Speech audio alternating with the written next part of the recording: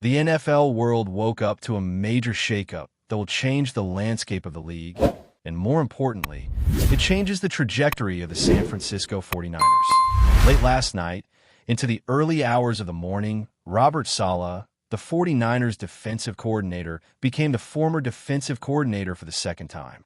He is leaving San Francisco to take the head coaching job with the Tennessee Titans, and this move has massive implications not just for the Titans, but for the entire AFC South and the 49ers' future. When Saleh returned to the 49ers ahead of the 2025 season, after being my top candidate to replace Nick Saban, we knew this possibility was always on the table. All year long, rumors circulated, and on the show last night, we even discussed the scenario where Tennessee could potentially let Saleh leave. Jeff Hafley, the former Packers defensive coordinator who became the Miami Dolphins head coach, was also in the conversation, but he got hired elsewhere, leaving Saleh as the main target for the Titans. Tennessee was zeroing in, and if Saleh left, he was expected to interview with the Arizona Cardinals. Instead, the Titans made their move, replacing Brian Callahan, and this hire, which was supposed to fix the mess from the Mike Vrabel era, ended up being a bold, high-stakes gamble. They did not let Saleh stay in San Francisco, and now he is heading to Tennessee to lead the Titans and face Lamar Jackson twice a year in the AFC South. That rivalry is going to get spicy fast. For 49ers fans, this is a heartbreaking moment. Saleh has become a beloved figure inside the organization, not just because of his coaching, but because of the culture he built. His bond with Kyle Shanahan is deep, and he is respected by everyone in the building, from John Lynch to Jed York. Saleh's personality and leadership style fit the organization perfectly, and it is easy to see why many fans are asking, why would he leave? He had success here. From 2017 to 2020, he was a key part of the team's rise. His stint with the New York Jets didn't work out, but when he returned in 2025, the 49ers won 12 games and a playoff game. Even after losing Nick Bosa and Fred Warner, Saleh's defense still performed well, and the team stayed competitive. So it makes sense for fans to question why he would leave such a great situation. But the truth is, Robert Saleh is a competitive guy. He is driven, ambitious, and he clearly wants to be a head coach again. When you reach the NFL level, especially after tasting the role of head coach, you want to prove that you can succeed at the highest level. Saleh's time with the Jets was rough, and he likely feels motivated to show the league he could be a head coach, and now he has that second chance with the Titans. I do think Saleh can be successful in Tennessee, but I also worry about the ownership situation. His first head coaching job with the Jets was plagued by poor ownership, and the same concerns exist in Tennessee. The Titans' ownership group has not shown the best decision-making recently, trading away key players and making questionable choices, and that can create instability. But there are some positives. Tennessee is a great opportunity because it is one of only 32 head coaching jobs in the NFL, and it comes with a strong environment. A brand new state-of-the-art stadium is set to open in Nashville in 2027, and the city itself is booming. Nashville is one of the fastest-growing cities in the country, with a vibrant culture, great music, and a welcoming atmosphere. It's a big city without the extreme media pressure you'd find in New York. So Saleh gets the best of both worlds, a thriving metropolitan area and less intense scrutiny. Plus, the AFC South is a winnable division. The Texans have a strong defense, but still have quarterback uncertainty.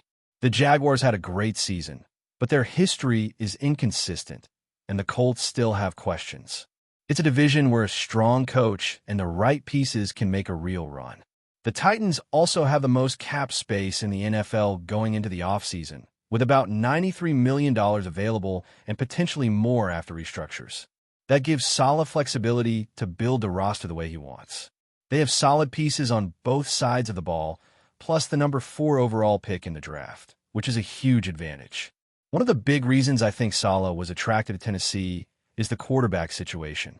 With the Jets, he dealt with Zach Wilson and the fallout from Aaron Rodgers' injury. And beyond those two, he was stuck with inconsistent quarterback play. In Tennessee, he has Will Levis, who is in his second year of a 5-year rookie contract. Levis showed flashes last year, and he has the talent and physical tools to develop into a strong starter. Saleh will be able to grow with a young quarterback, something he never had in New York. That opportunity alone could be a major factor in his decision. If you're a Titans fan watching this, what you are getting is a culture builder and a coach who connects with players.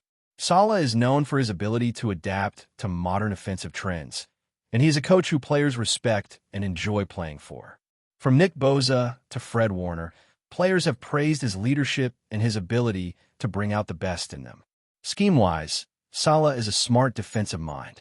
He uses a blend of zone coverages, pattern matching, and zone match principles, which allows defenders to read routes in quarterback eyes. He can take average players and make them good, and he can keep elite players performing at a high level. He mixes in cover 2 on early downs, uses man coverage at times, disguises blitzes, and keeps concepts relatively simple so players can play fast and aggressive without overthinking. What he did this year with the 49ers was remarkable. Even after losing key defensive stars and ranking last in sacks, he still found a way to make the defense work. Rookies improved throughout the season, and the defense remained strong in points allowed and red zone performance. That's the mark of a coach who knows how to build a unit that wins. Now, the big question for the 49ers is who will replace Robert Saleh. The list of candidates is already being discussed, and there are several strong options. Brian Flores, Jim Schwartz, and Raheem Morris are among the top names. Flores has been the defensive coordinator for the Minnesota Vikings, and he is a strong defensive mind with a track record of success. He has been linked to other head coaching interviews and could be a great fit alongside Kyle Shanahan. Jim Schwartz, known for his wide nine defense, would fit well with the personnel the 49ers have built. He is a top defensive coordinator and would bring an aggressive, physical style. Raheem Morris is another candidate, and Kyle Shanahan has praised him as a potential head coaching candidate if Shanahan were a general manager. Morris has head coaching experience, but whether he gets another opportunity is uncertain. All three of these names are strong, and they each bring something different to the table. The 49ers will need to choose carefully because the next defensive coordinator will shape the future of the team. The idea of an internal promotion like Gus Bradley has also been discussed. Bradley is familiar with the scheme and the organization, and he has a history with Saleh. However, his recent track record has not been strong, and it may not be the best move if the 49ers want to continue improving. Another name that has come up is KJ Wright, but with a young defense full of rookies, it might be better to go with an experienced coordinator who can lead immediately. Despite the uncertainty, I actually think the 49ers are in a good spot on defense moving forward. With players like Fred Warner, Nick Bosa, and Mike Williams returning, the defense has a strong foundation. The young players showed promise, and the team has the talent to remain elite. Of course, they still need to address cornerback depth, linebackers, and safety, but the core is there. The real question now is who will step into Saleh's role and continue the success. I will be back soon with more analysis and deeper breakdowns of the top defensive coordinator candidates. But for now, this is the breaking news that has rocked the NFL. Robert Saleh is the new head coach of the Tennessee Titans. It is a major moment for the 49ers, and it marks the end of an era in San Francisco. Congratulations to Saleh on the opportunity, and we will keep watching closely to see how this unfolds. The shockwaves of Robert Saleh's departure are still reverberating through the NFL, and the biggest question on everyone's mind is how the San Francisco 49ers move forward. Saleh was more than a coordinator. He was a cornerstone of the culture, the identity, and the defensive backbone of the team. Now, with him heading to Tennessee, the 49ers have to rebuild that identity while still staying in championship mode. The reality is that the 49ers are in a unique position because they have a strong core, and that core can withstand change. But the next hire has to be strategic because the team is in a win-now window, and any misstep could shift the trajectory of the franchise. The good news is that the defensive talent is still there, and the coaching staff has shown the ability to develop players and adapt. The challenge will be finding a coordinator who can maintain the system's strengths while bringing new energy and ideas. One of the biggest strengths of the 49ers defense is that it is built to make players better. Under Saleh, the scheme allowed defenders to play fast and aggressive, and that was crucial when the team lost key veterans. If the new coordinator can keep that same philosophy, the defense will remain dangerous. But the next coach also needs to be able to adapt to the modern offensive trends in the NFL. Offenses are constantly evolving, and the coordinator must be able to adjust in-game and week to week. The 49ers have shown that they are willing to innovate, and the next offensive leader must be aligned with that mindset. The best coordinators are the ones who can blend simplicity with complexity, giving players the ability to play fast while also being prepared for high-level offensive schemes. The 49ers need someone who can keep the defense aggressive, but also keep it disciplined and flexible. Let's talk about the candidates again, because the names being floated are not random. Brian Flores is a standout candidate because he has proven success as a defensive coordinator and has experience running a defense at a high level. His time with the Vikings showed that he can build a physical, aggressive unit that is tough to play against. He also has head coaching experience, and that could be valuable in terms of leadership and communication with the rest of the staff. Flores has a reputation for being demanding, but he also knows how to get the best out of his players.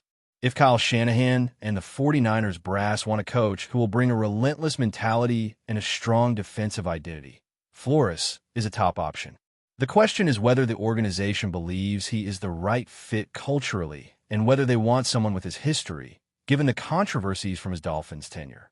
But on pure football terms, he is a serious upgrade candidate. Jim Schwartz is another name that makes a lot of sense, especially considering the personnel the 49ers have assembled. Schwartz is known for his wide nine scheme, and that aligns perfectly with the 49ers' defensive philosophy.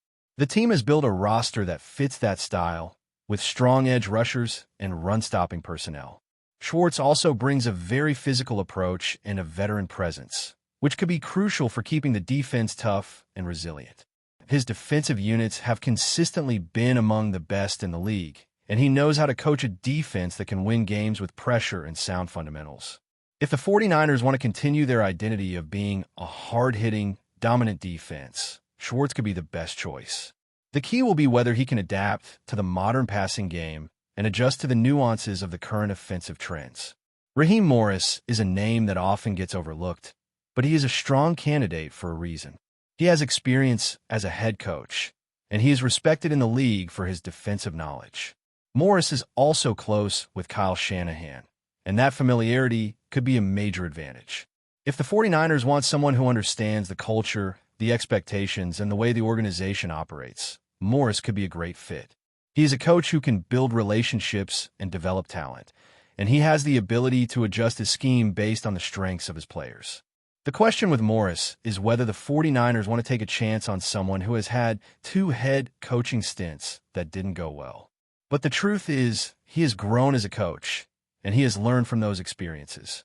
Sometimes the best coordinators are the ones who have been through adversity and come out stronger.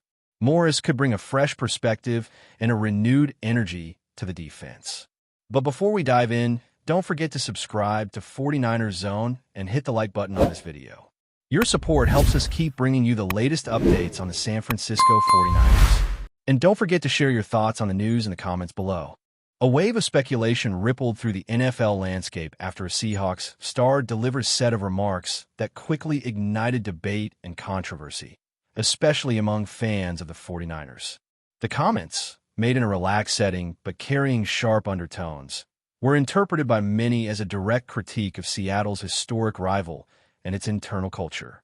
While no names were explicitly targeted, the message was clear enough to fuel rumors of growing tension between the two franchises.